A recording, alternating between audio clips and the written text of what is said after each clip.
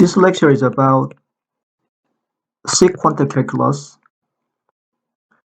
which is an alternative formulation in proof theory that is based on natural deduction, but it differs in style.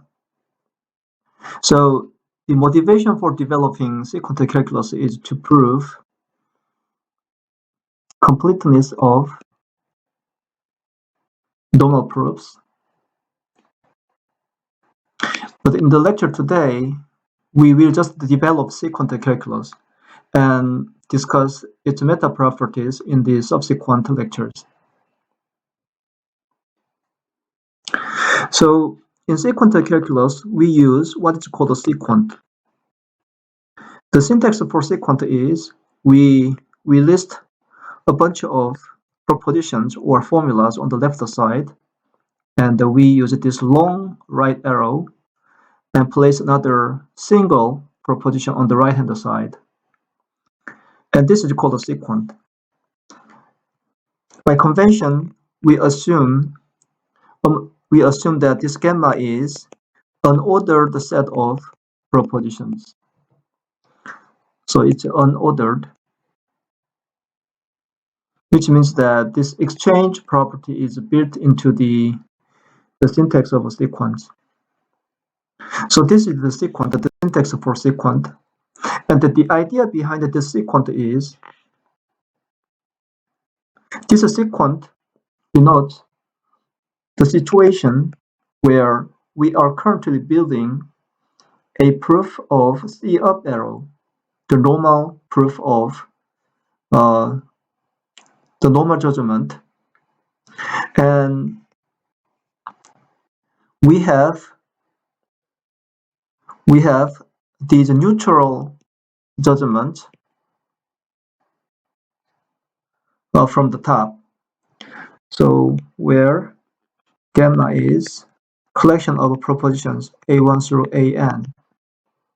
So if we have a sequent gamma arrow C, that means that we have these neutral judgment A1 down arrow through AN down arrow, and we'd like to build a normal judgment C up arrow.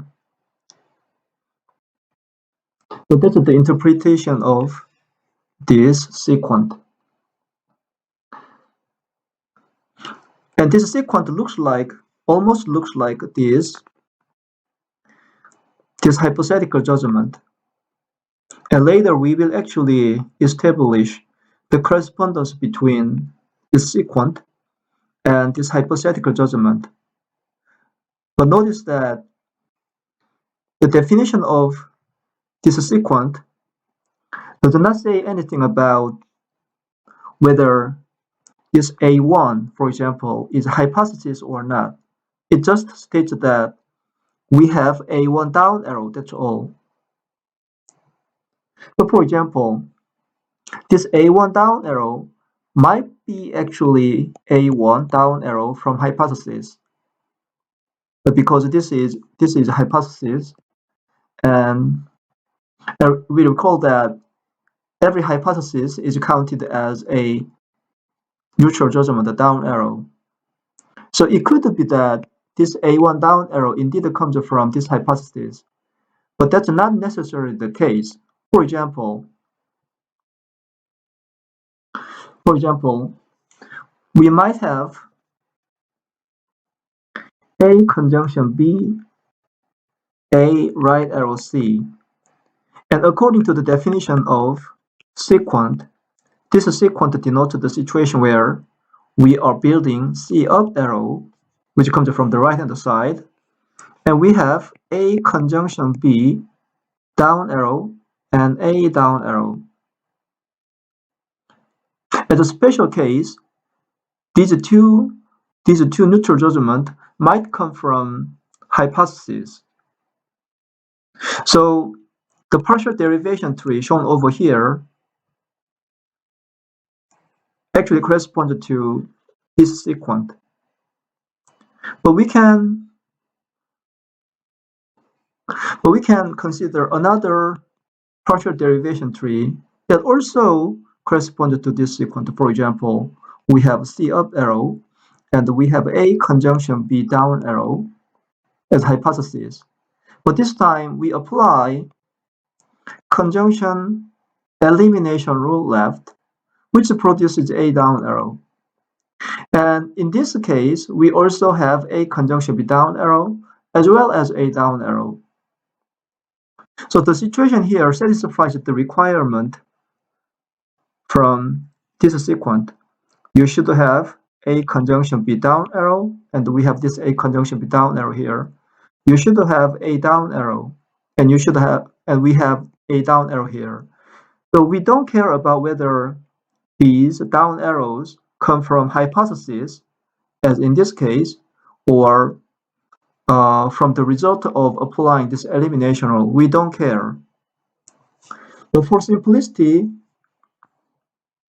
it helps to a lot to interpret everything as, for simplicity, just hypothesis. Because this is the simplest case that we can construct as a partial derivation tree corresponding to this sequent. But remember that this is not a requirement. It is not required to present every neutral judgment as a hypothesis. This is also okay.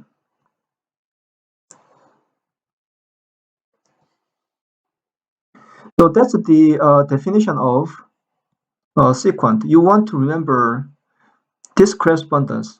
This gamma arrow C is interpreted as this partial derivation tree where you are currently building C up arrow and you have neutral judgment A1 down arrow through AN down arrow. And if you have a complete proof of this sequent,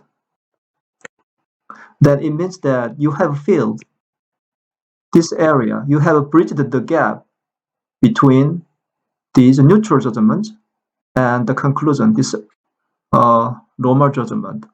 So this is the correspondence or the interpretation of a sequent that you want to remember. And the immediate advantage of a sequential calculus is when we try to build a derivation tree, or when we try to prove this sequent, we always move upward. We always move bottom up way. That's not the case when we employ natural deduction style. For example, here in the natural deduction style, we might alternate between bottom up and top down depending on the type of inference rule that we apply. For example, if we focus on this formula and apply elimination rule, we move downward. On the other hand, if we focus on the formula here, the proposition here in this normal judgment, then we move upward because we will be creating something new here. So in the case of sequential calculus, we start with a goal sequence, and we always move upward. We generate something new here, and then we generate something new here. So we always move upward. But the proof search becomes simpler. In contrast, in the case of a natural deduction system, you have a C up arrow, and you have a bunch of hypotheses, something like this. And during proof search, this area is left empty, and you want to fill this area gradually. And you could either move top down or downward, filling this area gradually, or you could move upward or bottom up way by filling from this front line. So you will be alternating between upward and downward in proof search. But in sequential calculus, you always move upward.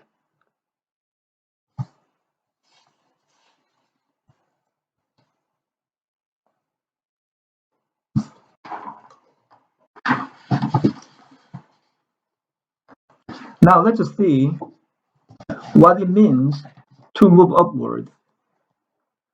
Suppose that you have a sequent that looks like A1,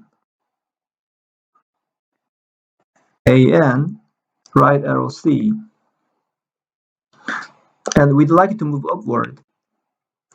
And from the interpretation of this sequent, we have something like C up arrow and A1 down arrow, AN down arrow.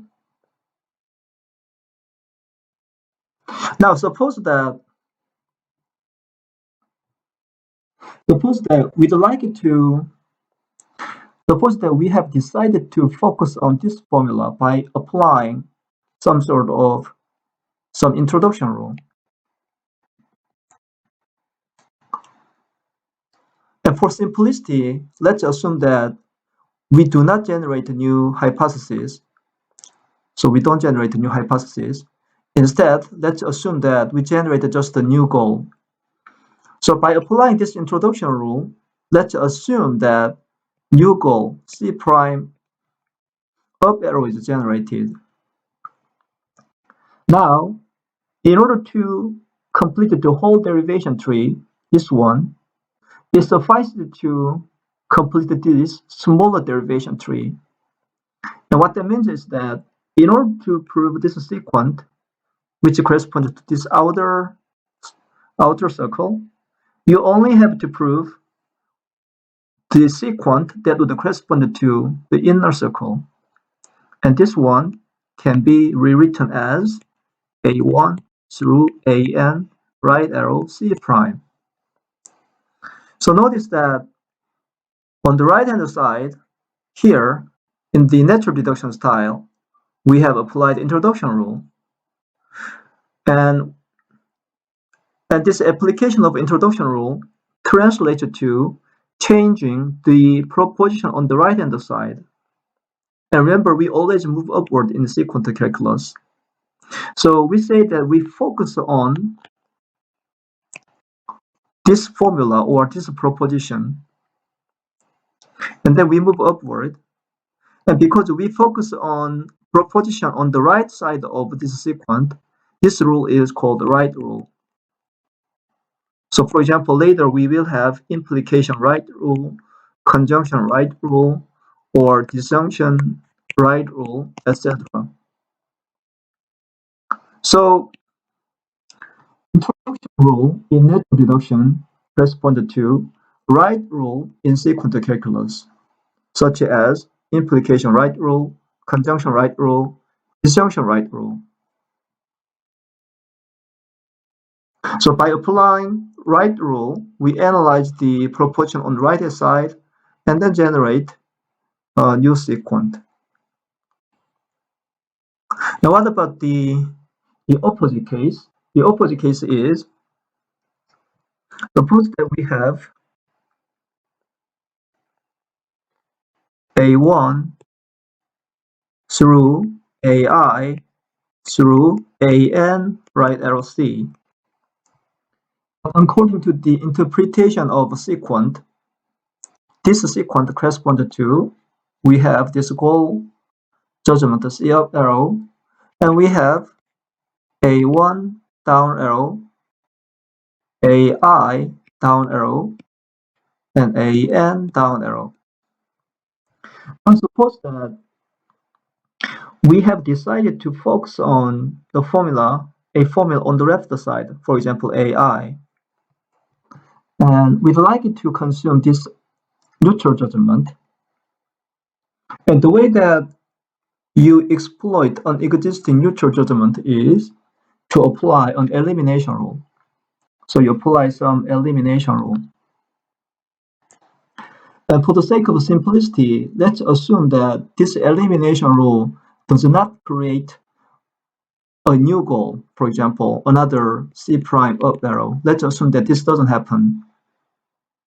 Then you just generate a new neutral judgment, for example, AI prime down arrow.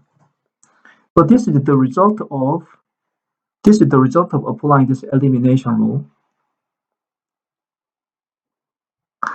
Now, in addition to all these neutral judgments, we have an extra new neutral judgment AI prime down arrow, and the goal remains the same. Then the new problem, this is now a new problem. The goal is a C up arrow, so the right hand side doesn't change. And in addition to all those previous neutral judgments, now we have a new one, AI prime. So this is the result of applying an elimination rule to this neutral judgment, or the result of focusing on a formula or sort of proposition on the left side. So in other words, let's just say we'd like to focus on this proposition, AI. And because this one appears on the left side of this sequent, it corresponds to applying an elimination rule. And as a result, we move upward and then perhaps create new neutral judgment or another proposition on the left side. This is the typical pattern in applying this left rule. This is called left rule because we focus on a formula or sort of proposition on the left side of this sequence. So for example, later we will have implication left rule, conjunction left rule, and disjunction left rule, and etc.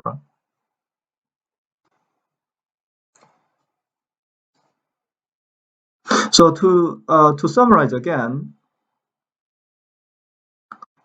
an inference rule in the sequential calculus is either right rule or a left rule. There's a special case, but that's just an exception. So in the case of right rule, we somehow analyze the proposition on the right side. So we say that we focus on the proposition on the right hand side. And if you expand the sequent into derivation tree in natural deduction style, that corresponds to apply an introduction rule. So remember, right rule corresponds to introduction rule. You focus on the proposition on the right side. And the left rule focuses on proposition on the left side, and that corresponds to apply an elimination rule. So in each inference rule in sequential calculus, you choose a particular proposition either on the right side or on the left side, and you focus on it. In this sense, we say that the proposition that we focus on is called principal formula. We may call it principal proposition, but for historical reason, in sequential calculus, we prefer the terminology formulas instead of propositions. So by convention, we just call this proposition principal formula instead of principal proposition. So each inference rule in sequential calculus has a principal formula. Basically, we focus on this one and don't analyze the other ones.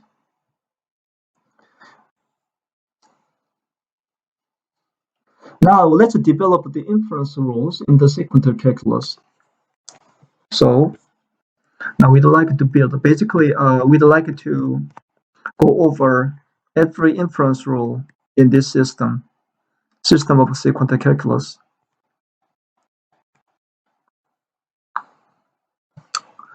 So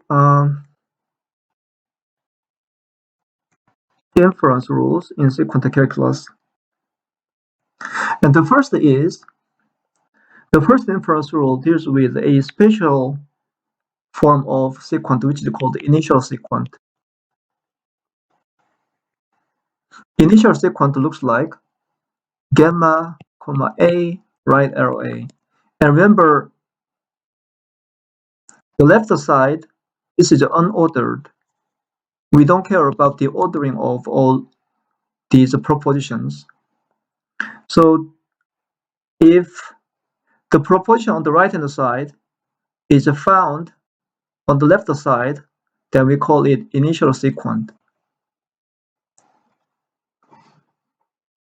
And let's expand this initial sequence into the corresponding natural deduction derivation tree. It means that we have a bunch of gamma down arrow, and then we have a down arrow from this one, and from the right A, we have goal A up arrow. And we can complete the proof immediately because we have this coercion rule. Down arrow can be converted to up arrow. So by applying this coercion rule, we can complete the proof of this normal judgment right away without any further evidence. So we can summarize our observation in an inference rule for this initial sequence, gamma A, right arrow A. And this completes right away without anything in the premise. Basically, this init rule says a down arrow can be converted to a up arrow. That's all. So we have this init rule. The init rule has an empty premise.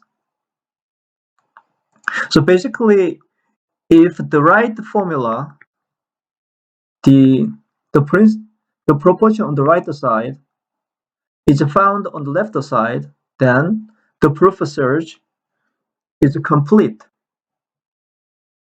The premise is empty. So this is the first rule. Now let's go over individual propositions. So the first is conjunction. Suppose that we have conjunction on the left side. So this is perhaps, so we'd like to focus on this formula, and perhaps this rule will be called conjunction left rule. And if you expand this sequence into derivation tree in the natural deduction style, you have a bunch of down arrows, and you have a conjunction B down arrow,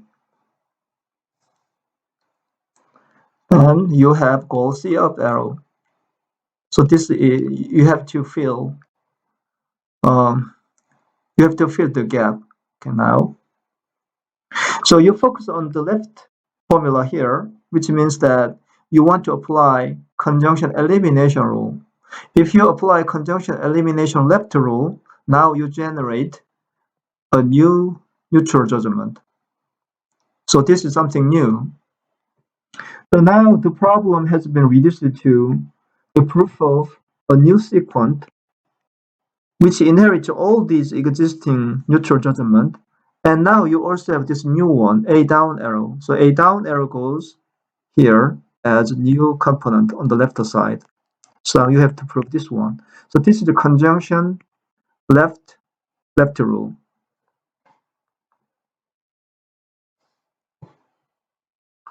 And similarly, we can easily find this conjunction left to right rule. So what about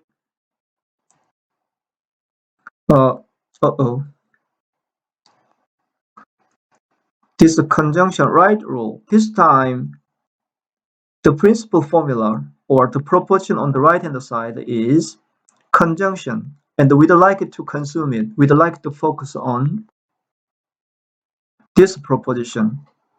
And if you expand this sequence into natural deduction form, we have A conjunction B up arrow, and we have this gamma down arrow. And we want to focus on this one. And because this is normal judgment, well, we have to prove, we have to apply this conjunction introduction rule, which generates A up arrow and B up arrow, two new goals. So now we have two new goals here. So therefore, we have to have two new goals here as well. And this one translated to gamma right arrow A, and this goal translated to gamma right arrow B. So this is the conjunction right rule.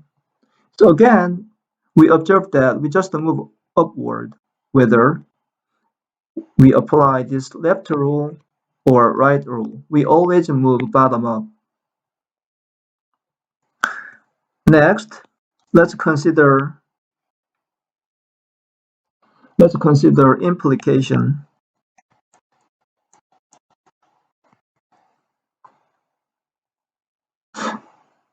So suppose that we have implication on the left side of sequent.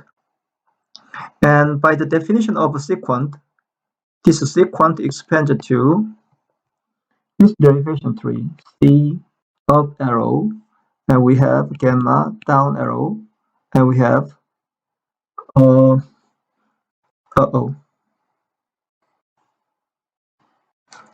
we have gamma down arrow, and we have A implies B down arrow.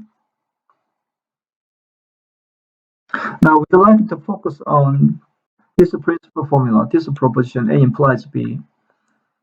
That means that we want to apply implication elimination rule. And this implication elimination rule requires us to build a proof of A up arrow. It's our responsibility. So now you have to prove this one. And so we will be creating you in this premise of this implication left rule, we will have a new sequence here. And this will correspond to this one. And the goal is A up arrow. And the question is, what kinds of neutral judgments are available in the proof of this A up arrow?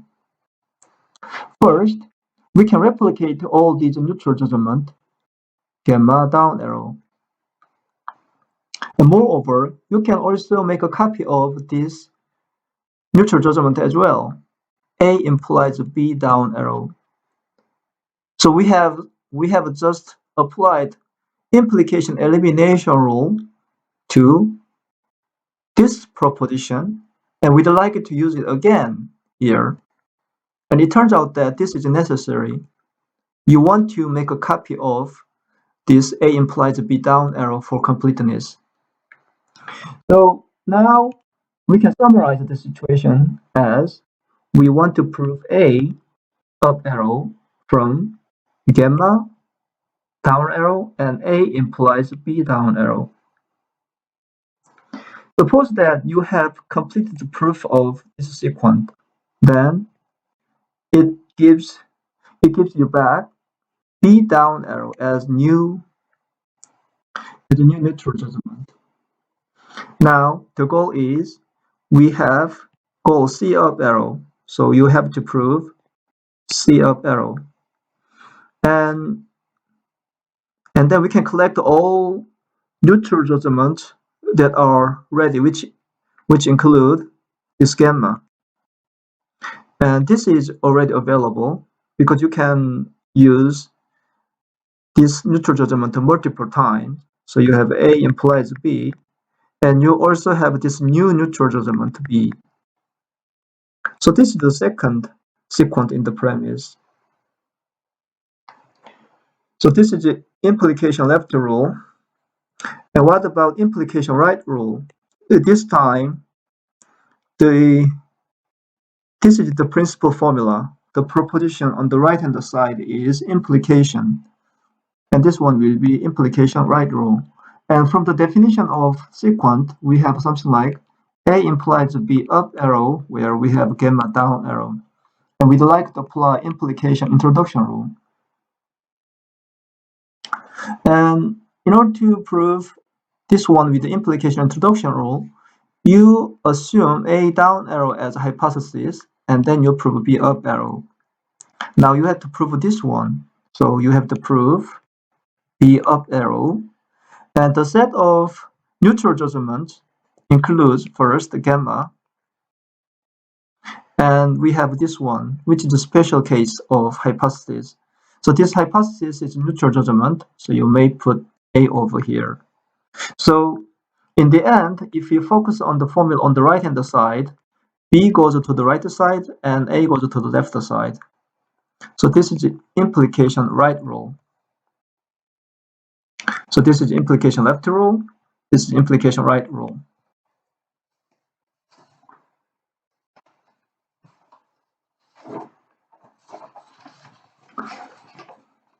Now let's discuss disjunction.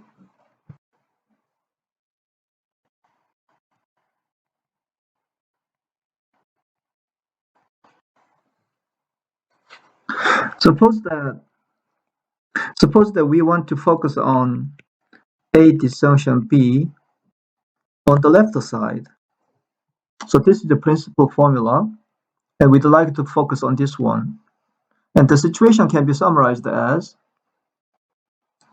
we have gamma down arrow and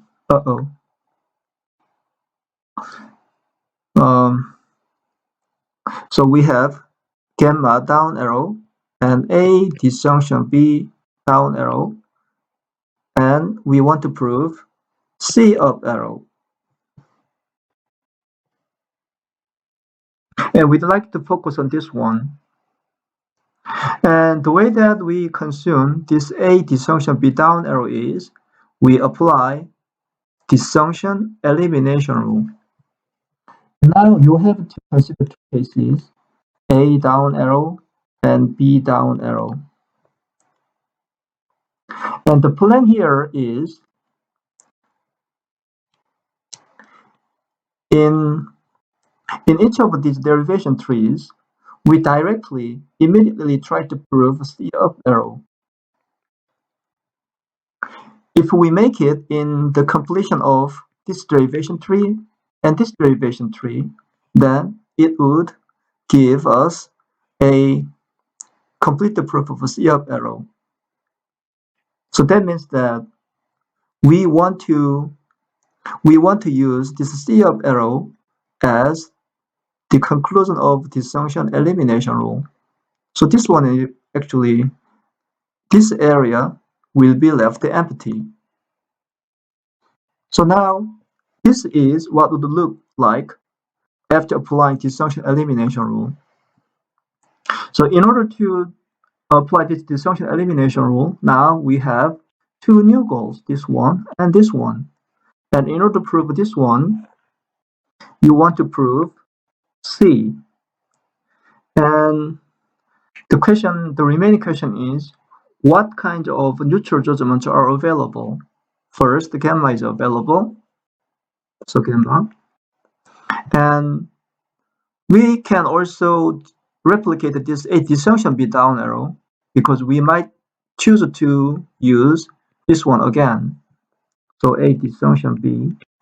And of course, this A down arrow is available as hypothesis. So we have A. And similarly, you have the second sequent, which is A disjunction B, this time B, right arrow C. So this is disjunction left rule, which corresponds to disjunction elimination rule. And if you think about it, it's actually, in practice, it's unnecessary to copy this A disjunction B down arrow over here and over here. That means that it's okay to get rid of this A disjunction B because intuitively we have a much stronger proposition here. A automatically implies A disjunction B, so there's no reason in practice to carry it over. But for completeness, we'd like to leave this one. So this is disjunction left rule. And this disjunction left rule is interesting because this rule explains why we don't need anything like a commuting conversion in sequent calculus. So remember that in the case of a natural deduction system, we had to rely on this commuting conversion to show the completeness. This commuting conversion is necessary when we have to change the goal of this disjunction elimination rule. But in the design of this disjunction left rule, we decided to use the final goal, C up arrow, as new goal in each of these two derivation trees. So basically, we'd like to we'd like to, every time you apply disjunction elimination rule, you'd like to use the final goal at that stage, at that moment, as new goal in these two derivation trees in the premise. So in this sense, commuting conversion is built into this rule in sequential calculus. You don't need another inference rule in sequential calculus that would capture the idea of commuting conversion, because the commuting conversion is automatically found in this disjunction left rule. So the bottom line is you don't need commuting conversion in sequential calculus because this disjunction left rule already takes into account the phenomenon from this commuting conversion. What about disjunction right rule? This time we have a disjunction B on the right side, and this one corresponds to a disjunction B up arrow, and we have a bunch of these down arrows. And if you apply disjunction introduction rule, for example, left, you'd have a new goal, A up arrow. So now this is the new goal, which is rewritten as gamma right arrow A. So this is disjunction right rule left, and there's a symmetric case of disjunction right rule right. So this is the disjunction, the case of disjunction.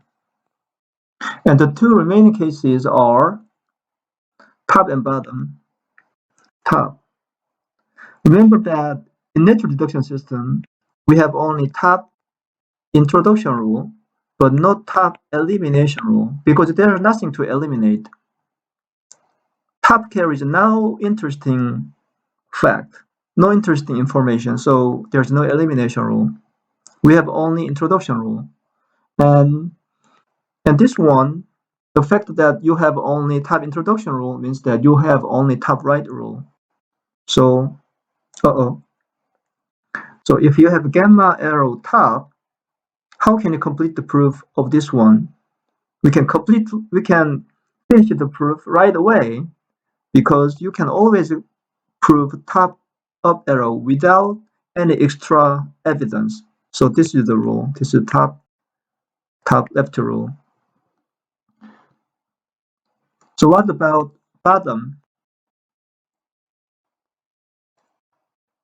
So remember that in the case of bottom, we have only bottom elimination rule, which allows you to prove anything you want, and there's no bottom introduction rule. So this time you have only elimination rule. So in the case of sequential calculus, you have only bottom left rule.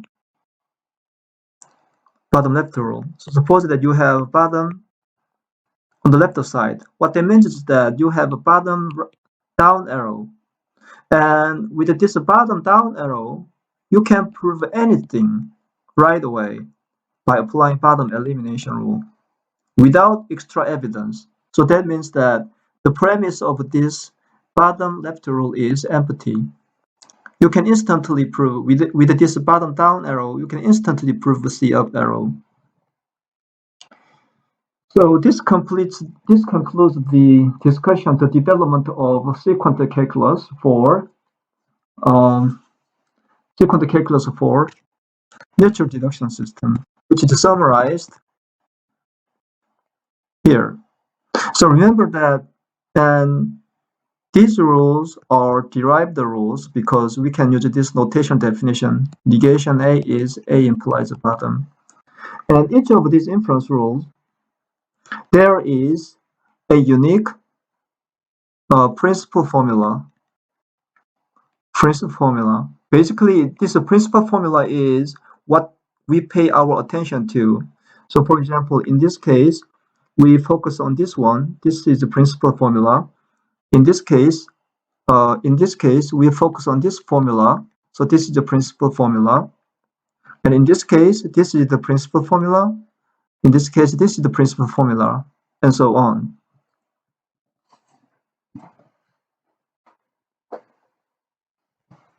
Now,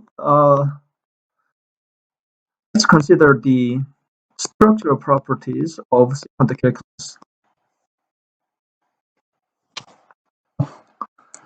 So first,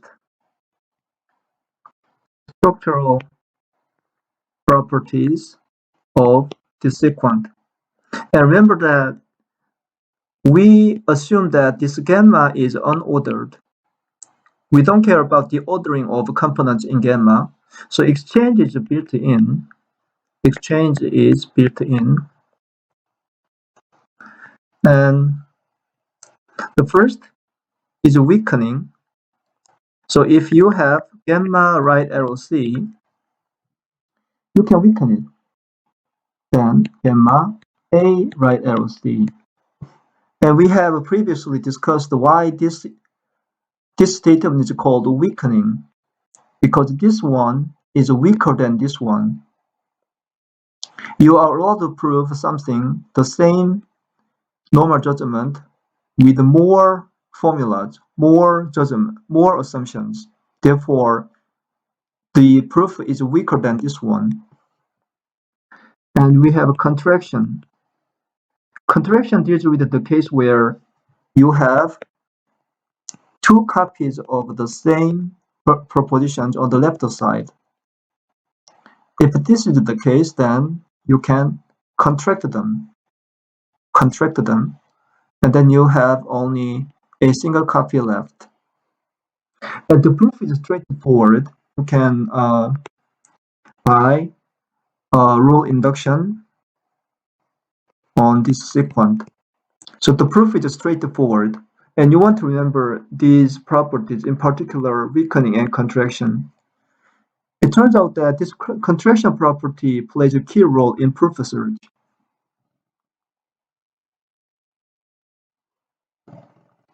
Finally, let's consider this subformula property.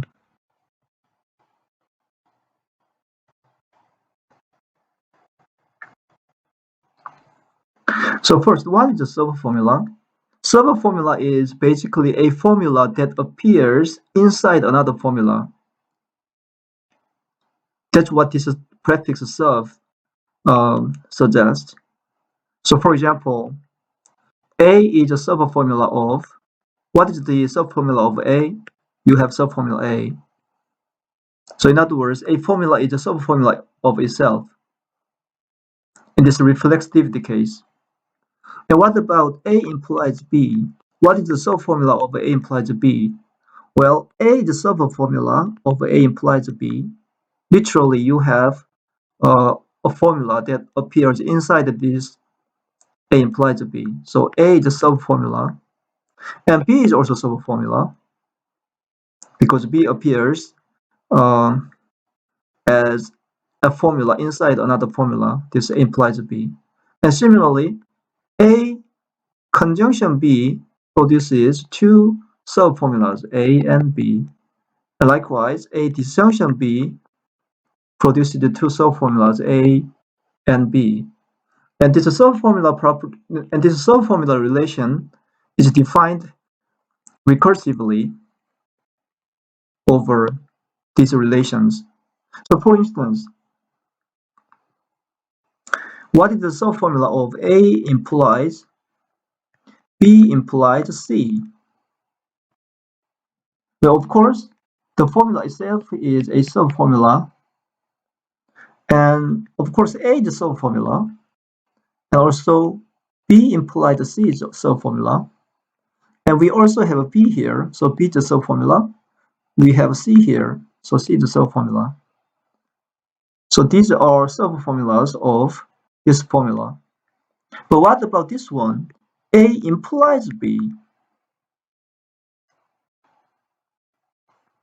So although we have an instance of A here, and implication here, and B here, unfortunately we have these parentheses, left parentheses, which blocks this one and this one.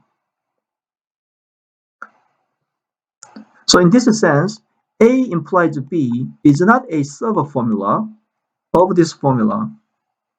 Intuitively, if you decompose this formula recursively, or according to the inductive definition of propositions, then you can never reach A implies B.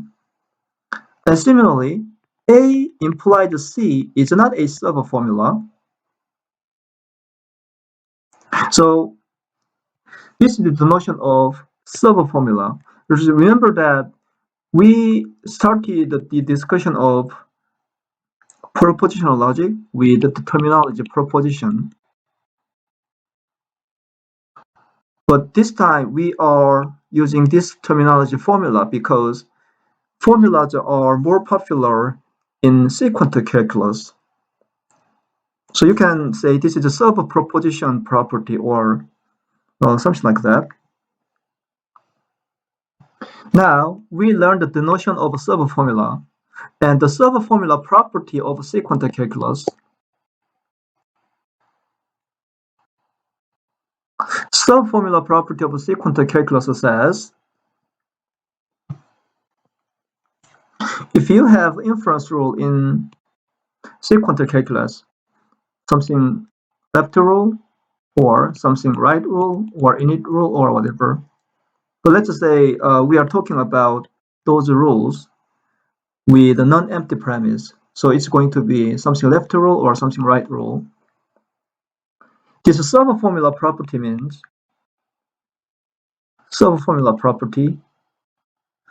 means propositions in the premise or formulas in the premise. Let's say gamma arrow C, we have a gamma prime arrow C prime. Every formula, every proposition in the premise is a subformula of some proposition in the conclusion. So basically, subformula property means that you don't generate something unexpected in the premise. If this is something new, this is a new proposition, new formula in the premise, then it must be a subformula of something existing. So for example, if you have this one, gamma implies B implies C somewhere in the conclusion, then perhaps you could generate A or B implies C in the premise. But you will not be able to create something unusual like A implied C by focusing on this one. If you focus on this proposition, you will not be able to generate the A implied C because this is not a subformula of this one. And it's pretty easy to see why this subformula property holds. You can just go over each inference rule here and then verify that the new proposition in the premise is a subformula of something existing in the conclusion. For example, here this is something new, is a subformula of something existing. This is something new, and this is something subformula of something existing. And in this case, this is something new, which is subformula of A implies B, and this is something new, which is subformula of A implies B. So in this way, it's pretty easy to see subformula property holds in this sequent calculus. So we have this subformula property.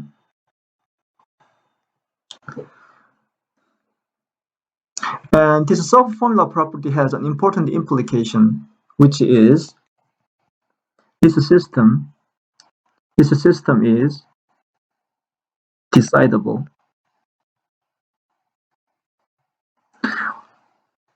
What we mean by decidable is there is a terminating algorithm where terminating is redundant. There is an algorithm that tells you whether this sequence is provable or not provable.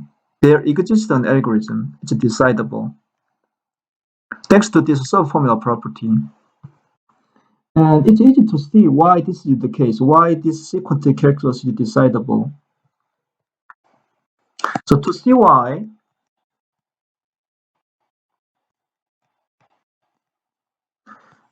Let's just say we have a goal sequence gamma arrow C, and by applying a certain inference rule, something left rule or something right rule or etc., then you will be creating new sequence.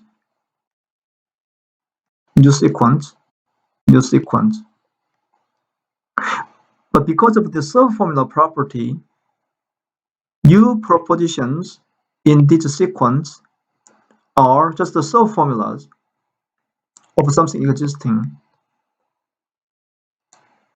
And therefore,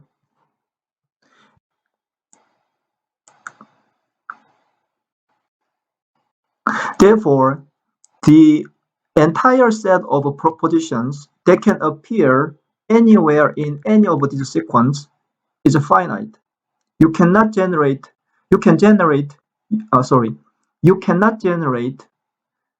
formulas in this sequence or propositions that appear in this sequence indefinitely.